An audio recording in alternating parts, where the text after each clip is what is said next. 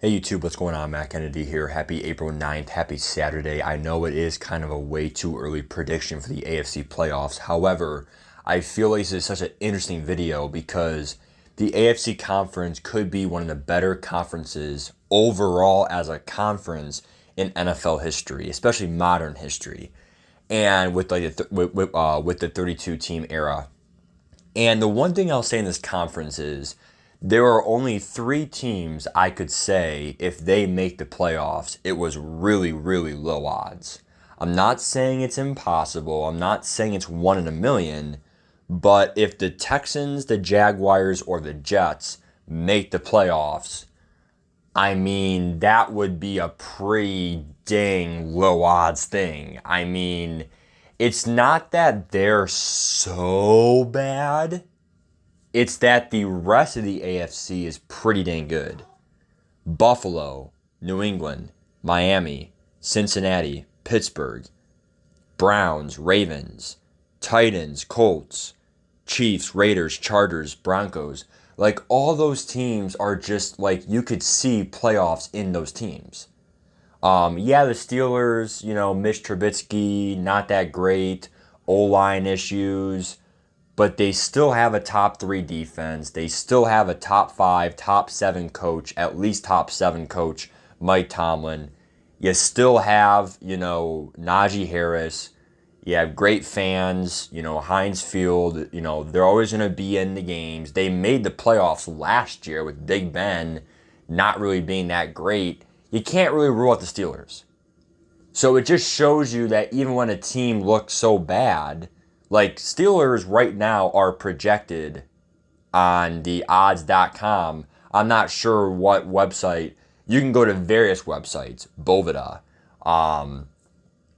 I can't really Caesar's Sportsbook. You can go to all these websites, odds.com, just Google it, whatever, right? They're going to have Pittsburgh as one of the worst teams in the AFC, like bottom five. However, I could still see them in the playoffs because they're always in it. Now, the one thing I'll say about the Steelers, though, and I know I'm going to get some shit for this because they always hate the Browns, I just read an article today. The court cases for Watson might get pushed back. So they might let him play the whole year without a suspension. They're not going to suspend him until there's more evidence and there's more info. So if, and this is a big if Desean Watson plays the whole year and the Browns do not make the playoffs, I would be pretty embarrassed. Now, if Myles Garrett got hurt, if Denzel Ward got hurt, if Cooper got hurt and Chubb got hurt and we got 5 superstar injuries, that's way different. I would be sad, but not as embarrassed. If we have our full team, we sign Clowney back, we have being a diehard Browns fan, if Desean Watson plays the whole year and we don't at least get a wild card, that would be pretty embarrassing. Like, you have every right to make fun of us. That would just, I'm sorry, it's just embarrassing. I don't see us not making the playoffs. If Desean Watson plays the whole year, you take that team, you take the offensive line, Nick Chubb, Kareem Hunt, whatever.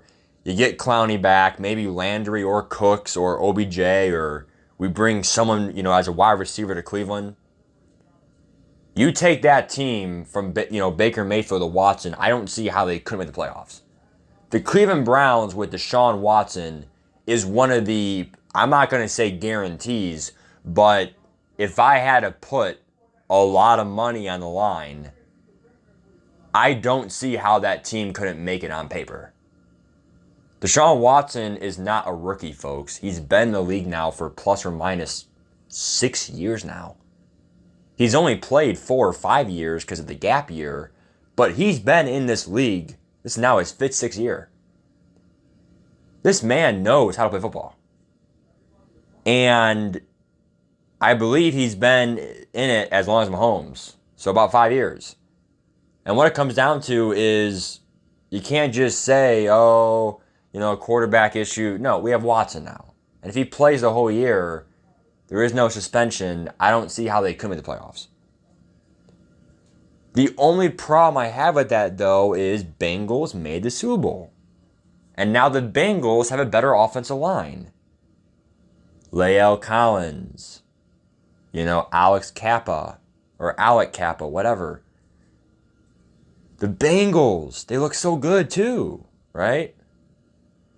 So you can't really just say Browns guaranteed, blah, blah. There is no guarantee about it. Yes, the Browns look great to make it. But look at Pittsburgh, what they did last year.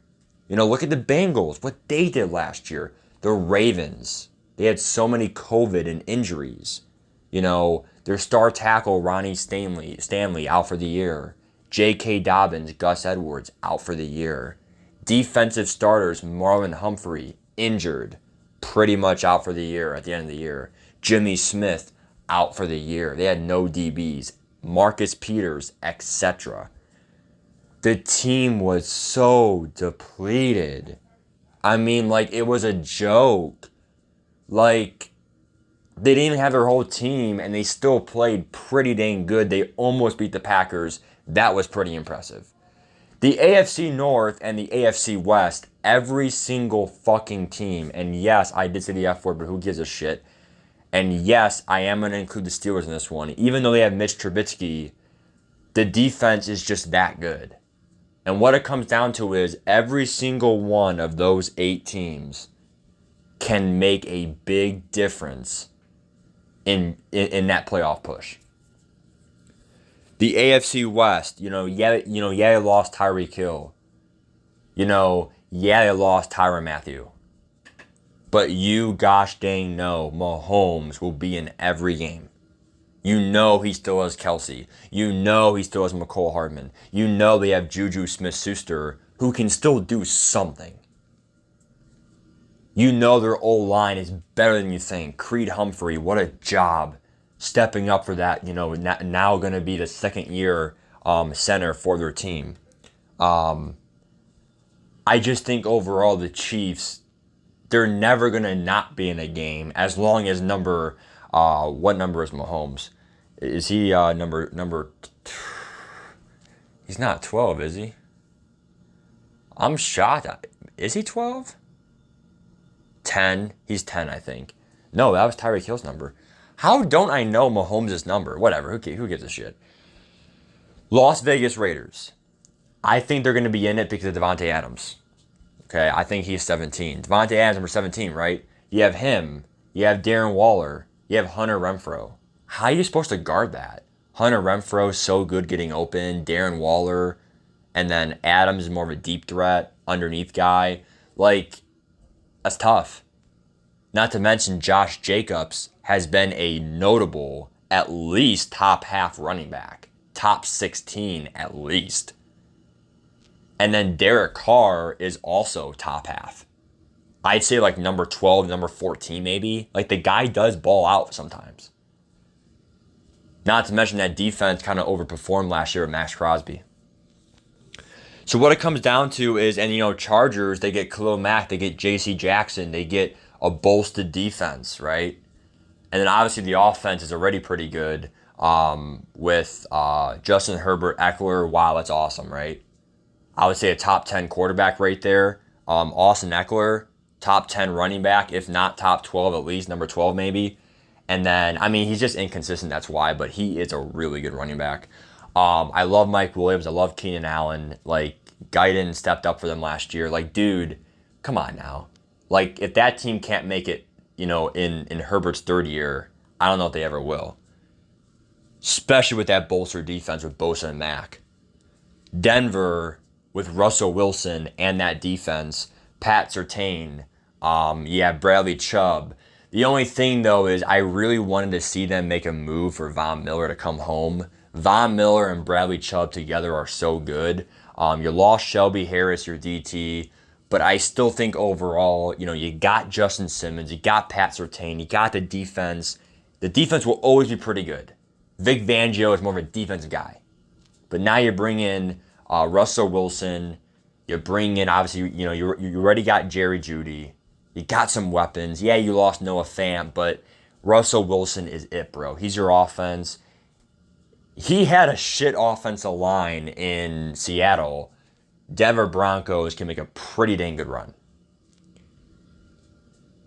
What scares me from the North and the West is even though every single team pretty much deserves it in their own way, shape, or form, I would say the Steelers is probably the only sus one because their defense has to keep carrying them, which is tough to ask for every game.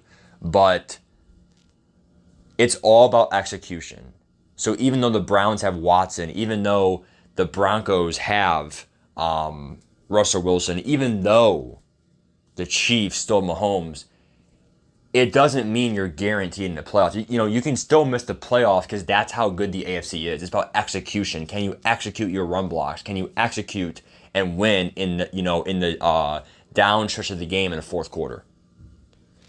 The AFC South is really just the Titans versus the Colts. And the reason why the Colts have the edge now is you go from Wentz to Matt Ryan. It's an upgrade. The O-line is top 5 in the league. Braden Smith, I'm not sure if he's still on the team, but probably Braden Smith. I love Ryan Kelly, the center. I love the guard, Quentin Nelson. I absolutely love the Colts offensive line. And you pair that with Matt Ryan, who looked like shit last year, but also the Falcons were one of the bottom 10 teams in the league, and their O-line was shit. And really, Cordell Patterson bailed them out a lot. That's why they were in the games. Take away Patterson, they were a bottom 5 team. So, I just think overall what it comes down to is Colts versus Titans. I think the Colts have the edge as well because I just think the Titans, after that loss in the playoffs, their team has to feel depleted. And I get that the Colts lost to the Jags, but that was kind of Wentz. Now you bring in Matt Ryan, a veteran. I think that gets you over the stretch to beat Tennessee finally for a division title. And also, Derrick Henry is Derrick Henry. A.J. Brown is A.J. Brown. But Ryan Tannehill is going downhill. He's now 33, 34.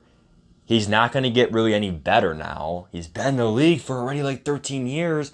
And it's just dude. Exactly. What it comes down to is Tannehill, he's got to go ASAP. Because if he's, a win-now quarterback, he couldn't beat the Bengals defense. I mean, come on. I mean, he had, three, 4 picks? Come on now. And the defense is good for the Titans, but I just feel like it's not enough. So, yes, the Titans do have a wild card chance, but I don't see the Colts losing the division there. Finally, the AFC East. What it comes down to is Jets are a long shot for obvious reasons, I think. Yeah, Zach Wilson's a great upside, but what it comes down to is do you have the supporting cast? You lost Jamison Crowder. I don't think so. I love Robert Saleh. Give the Jets 2 years. I would personally draft Evan Neal. You have Mekhi Becton, left tackle. Why not get the other tackle in Evan Neal? And I don't know if they're the same tackle side, but if they're not, there's your 2 tackles. 2 tackles mean everything for a quarterback. And they're both young, you're set. If not, go for a pass rusher like Hutchinson or someone that can help you out on the defensive side to help out Robert Saleh defensively for the future. Because you do need defense too. It's not just Zach Wilson, you need defense too. But Miami, you get Tyreek Hill, you get Teron Armstead. The defense is already good. Jalen Phillips, Javon Holland, Xavier Howard, Byron Jones. I love that team. It's great. Emmanuel Agba. The problem with the Dolphins is, yeah, you have Raheem Mostert. He's not super, super old. Probably around 30 years old. Running back. The O-line is pretty bad. But you do get Teron Armstead. You do have a new coach, too, which means a new system for Tua. We'll see how that goes. If Tua plays above average, I would say playoffs for sure. Tyreek Hill, Jalen Waddle, Mike Gesicki, how can you guard all that? I mean, that's definitely better than Devontae Adams, Renfrow, and Waller.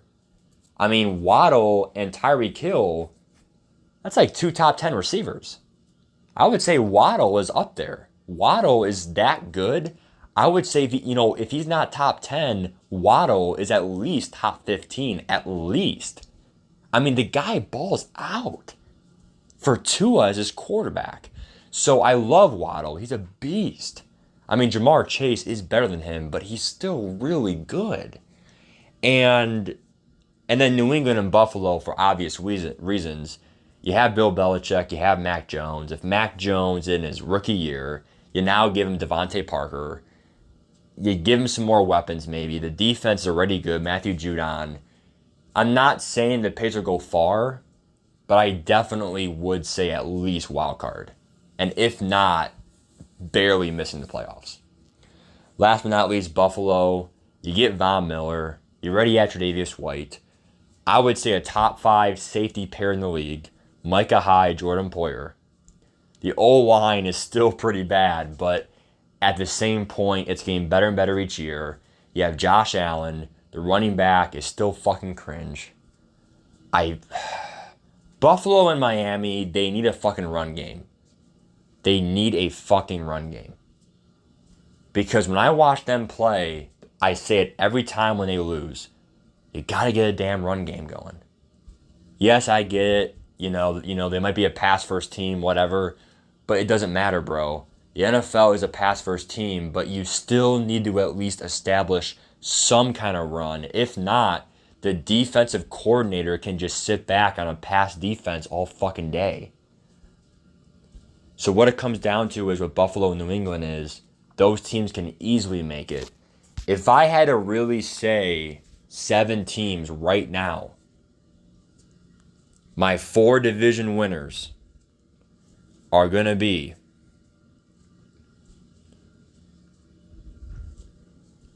I'm going to have to go with Buffalo.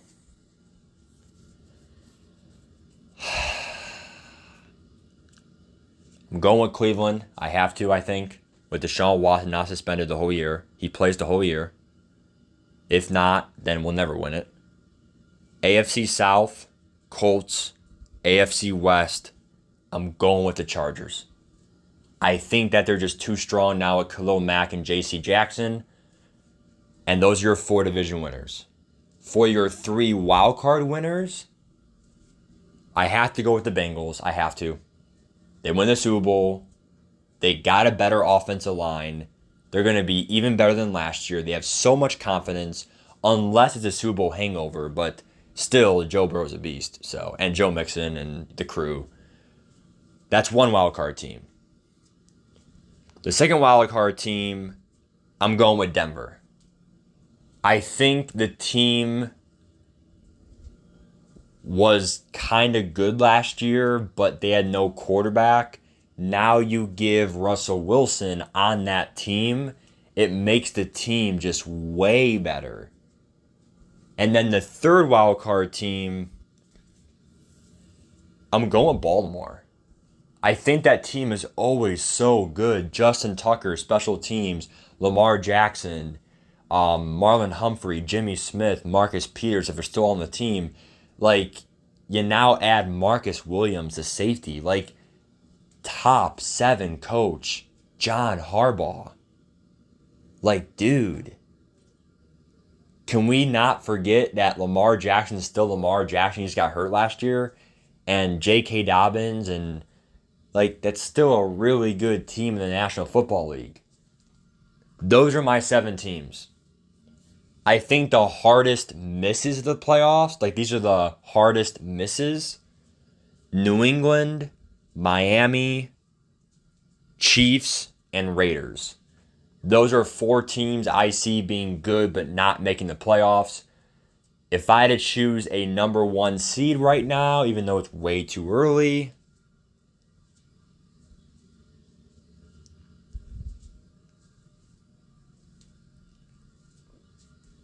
probably Chargers. I just see the team being too good. They have a great offense, now a great defense. I don't really see a problem. I think the problem is the head coach, honestly, Staley. He cost him so many games last year. You have Herbert, you have Eckler, you have Allen. Like, your team is so good. Give me your thoughts, peace.